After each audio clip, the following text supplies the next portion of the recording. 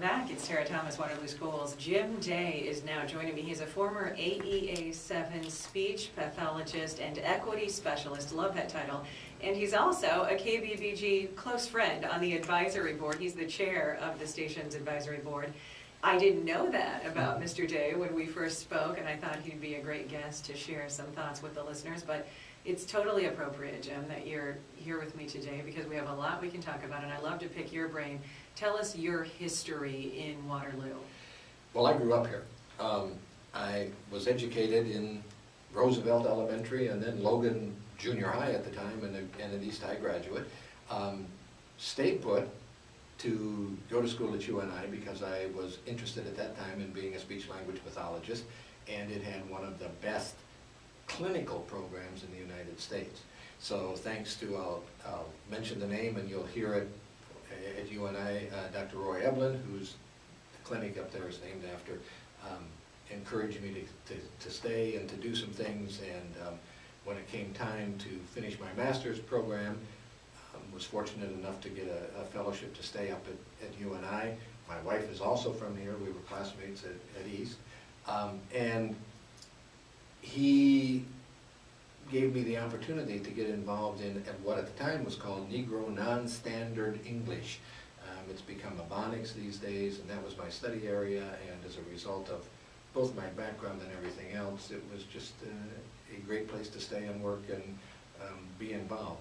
Frustrating, but satisfying. Why do you say frustrating? There's not been any changes. I mean, you know, Waterloo, to a large degree, is still one of the most segregated cities in the United States. We have neighborhoods that remind you very much of neighborhoods in Mississippi. The community has come a long way, but still has a long, long way to go. My passion, of course, is young people in education. And in terms of education, we don't graduate nearly enough students of color. We don't prepare our students well enough to enter the university. That's, you know, when I was teaching at UNI, that was part of the frustration of what was going on there. So, you know, in spite of the fact that we have become a global multicultural nation and state to a large degree, Waterloo is the most diverse large community in the state of Iowa, period. It's still frustrating to see young people come out and not be able to go where they want to go, do what they want to do, and face all the barriers that they still face. Why do you still care and want to have your hand in so many things that at this point in your career you could say, you know, I did my time, I still have my concerns, but I'm moving on? Some days I wonder why. I remember, you know, the man who started the station, Jimmy Porter, was basically my mentor. I was his treasurer for the Urban Ministry Project for a couple of years because I was involved through the United Methodist Church. He taught me lots of stuff. And Jimmy would say at times, and most of it wasn't in this station, we were at 527 Cottage Street, the old station in those days, and we'd sit in what would have been the living room of that house at the time and commiserate over all the ills and woes of the community. And he'd say, you know, I'm getting tired. It's time to pack it up. There's days that we all say, I think I'm getting tired. But you still see the need in the community, the ability to be a spokesperson and go forward. One of the things I think that we don't often recognize, and I've come to recognize more even over the last 5 or 6 years, is the impact that white privilege has in our lives. I have access. You know, I'm a white man. I can get in the door. When I get in the door, then what do? If I don't hold the door open for somebody else to follow, then I'm just perpetuating what's always happened in this country and in this, you know, in our communities.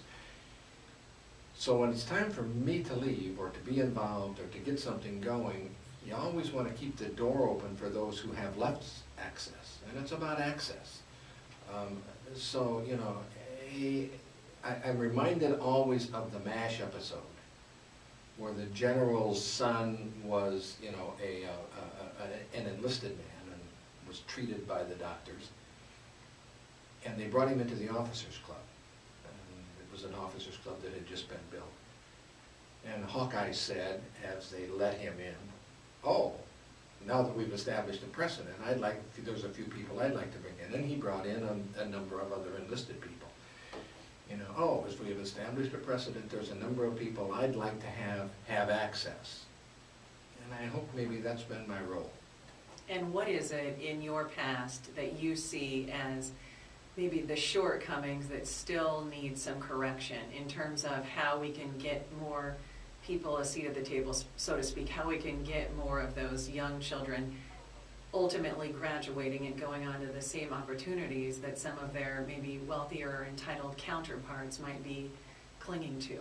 You know, I think one of the things that we're doing probably well is focusing on the achievement and the scores. Now, I have a quote on my wall that says, "Not everything that counts can be counted, and not everything that can be counted counts."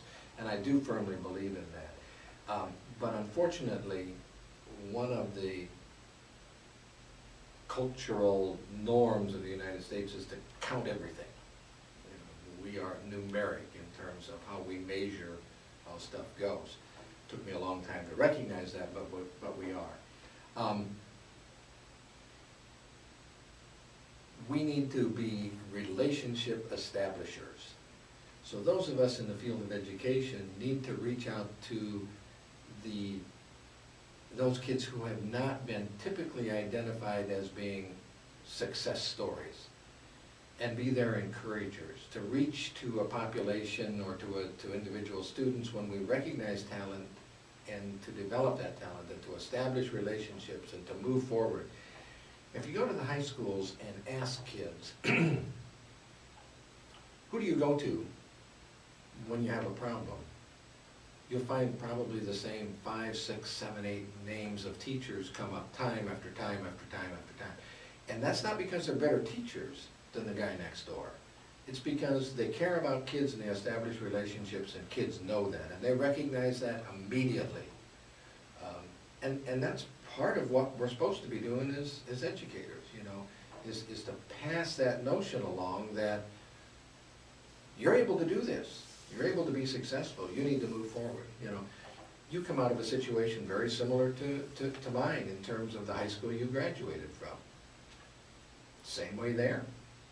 Right, right. And he's referring to my background in Peoria, Illinois, where I went to Manual High School. In '91, I graduated with a 60% black student population, and so then to come to Iowa, it was like I've never seen so many white people in my life, Jim. So let's reintroduce Jim. You're listening to the voice of Jim Day. He's a former AEA-7 equity specialist, longtime friend and supporter of KBBG. He cites Jimmy Porter, in fact, as his mentor. I was intrigued. I connected with him over the last few months and thought he's a perfect guest because he's somebody who truly represents a white male, and in some respects a white male, as he's calling himself, a privileged person by sheer virtue of race, who is saying, this isn't about me, I want to open the door for others. Anti-bullying, let's touch on that. You are involved in the Waterloo School District's push to help stop what has become a pervasive problem perpetuated in many respects by the internet. What can you tell us, in your view, needs to be done to help to counteract what is a crisis on some levels when it's leading kids to drop out of school or ultimately hurt themselves? Right.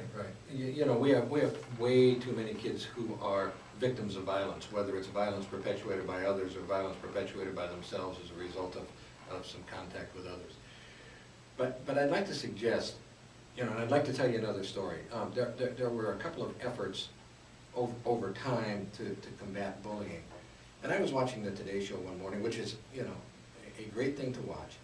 And in the midst of this conversation about bullying and all that was going on and young people who were committing suicide, the next guests that they brought on were the housewives of wherever. We have become a society where we have been accepting of putting each other down, bullying each other on a regular basis, using the internet to post negative comments about people that you might or might not say face to face. But we haven't been, as Walt Reed used to say, neighborly. You know, we live next to people, but we are no longer neighborly. We don't seem to care about what we say or how we interact with people, that gets passed on to our children, you know. It's okay to do this, that, or the other thing. So I think as adults, we need to set that model to be able to say to our kids, whoa, wait a minute. You don't have to like her, but be at least respectful. Be somewhat kind. Step over the edge and see, you know.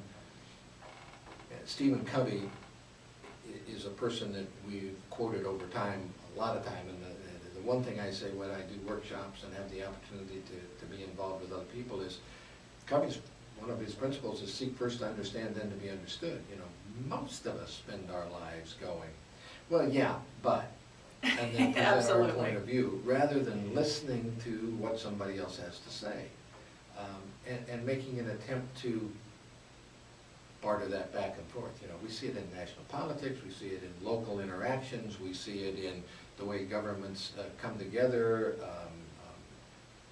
how we deal with the people we live next to and close to, and how we deal with people we work with. Bullying ought to be outlawed. My definition of bullying is social terrorism. If we're anti-terrorist, we need to be anti-bullying.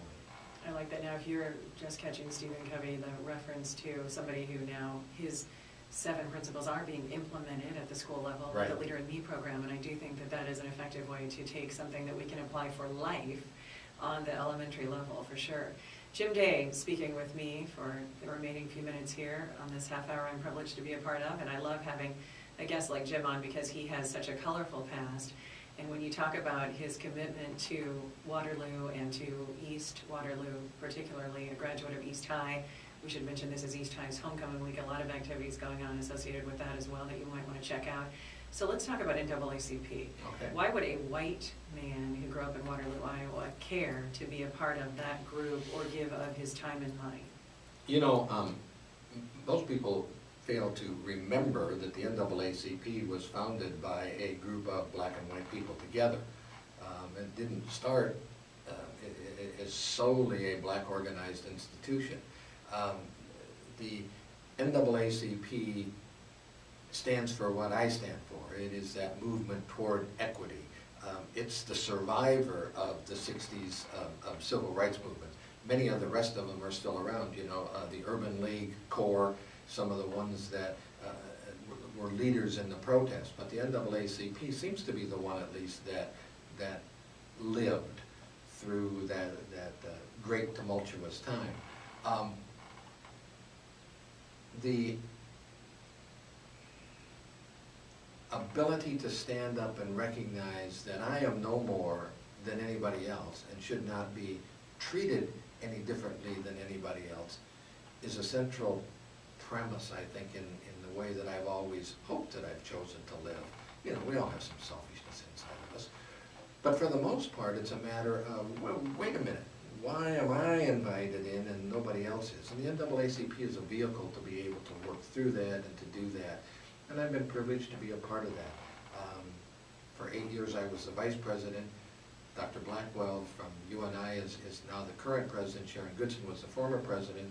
You know, I was asked. You have 30 seconds. Okay, I just wanted to tell you that. Asked as the vice president, do I want to do it? And I said no, you know, because a white face should not be the face of the NAACP in my mind.